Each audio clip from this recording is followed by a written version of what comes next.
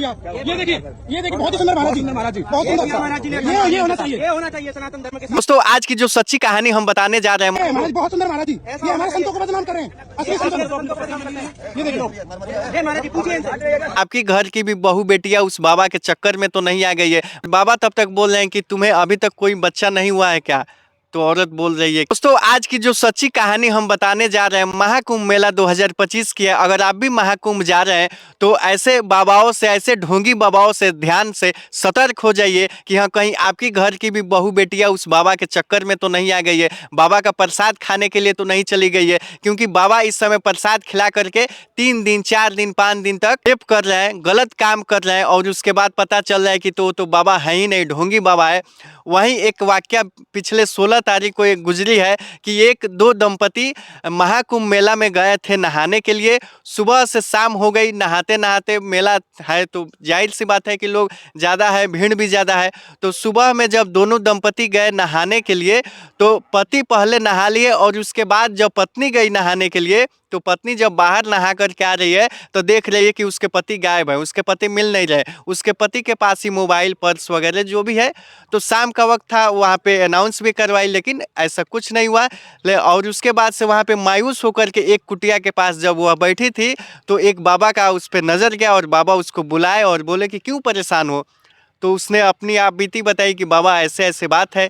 तो बाबा तुरंत बोले कि अच्छा ठीक है कि तुम्हारे, हमको ऐसा लग रहा है कि 2-4 मिनट में तुम्हारे हस्बैंड आने वाले हैं, तुम्हारे पति आने वाले हैं। तो पत्नी को भी लगा कि हाँ कि बाबा सही बोल रहे हैं कि हो सकता है कि आ जाए। बाबा के जाल में वो फंस गई और बाबा तब तक बोल रहे हैं कि तुम्हें अभी तक कोई बच्चा नहीं हुआ है क्या? तो औरत बोल रही है कि नहीं हुआ है। अब इस बात को लेकर के कि बच्चा नहीं हुआ है बाबा बोल रहे हैं तो ज़रूर अंतर्यामी है, ज़रूर बाबा बहुत पहुँचे हुए फ़कीर हैं। इस लिहाज से वो मान गई और वो बाबा बोले कि ठीक है, हम एक दवा दे रहे हैं, हम एक उपाय बता रहे हैं कि तुमको बच्चा पैदा हो जाएगा। तो बोले कि ठीक है बाबा।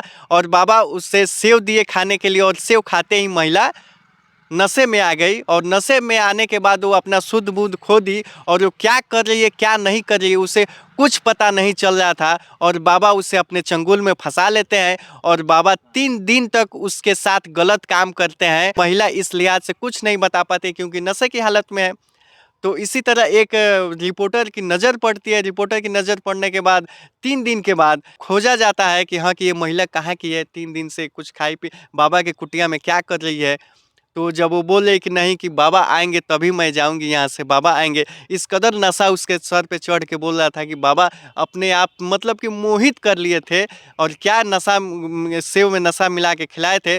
बाद में पता चला कि वह ढोंगी बाबा मुसलमान ढोंगी बाबा बन करके प्रयागराज में आए थे और उनका मकसद यही था कि महिलाओं को अपने वश में करके उसके साथ गलत काम करना और प्रयागराज मेला को बदनाम करना और तहस नहस करना।